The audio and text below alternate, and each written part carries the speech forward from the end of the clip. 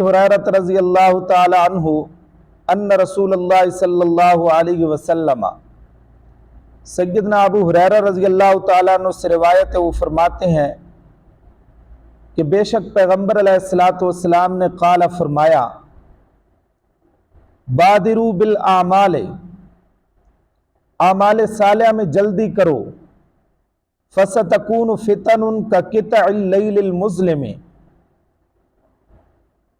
کہ ان قریب تاریک رات کے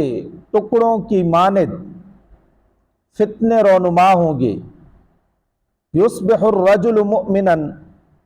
صبح کو آدمی مومن ہوگا، ویمسی کافرا، اور شام کو کافر ہوگا۔ او یمسی مومنا، یا شام کو مومن ہوگا، ویصبح کافرا، اور صبح کو کافر ہوگا۔ یبیع دینہ، وہ بیچ دے گا اپنے دین کو، بعرض من الدنیا، دنیا کے مال و متاع کی خاطر۔ اس حدیث مبارکہ میں ترغیب دی جا رہی ہے کہ انسان اپنی مشغولیت اور معذوریت کے آنے سے پہلے پہلے نیک اعمال جو ہے وہ کر لے۔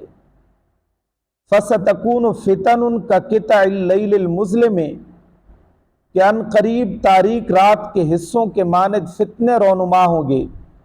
اس میں قرب قیامت کی علامات کا بیان ہے کہ قیامت کے قریب پے در پے فتنوں کا ظہور ہوگا، اور وہ فتنے ایسے ہولناک ہوں گے کہ آدمی اپنے دین اور ایمان کو بھی بھول جائے گا، پھر دنیا کے حصول کی خاطر وہ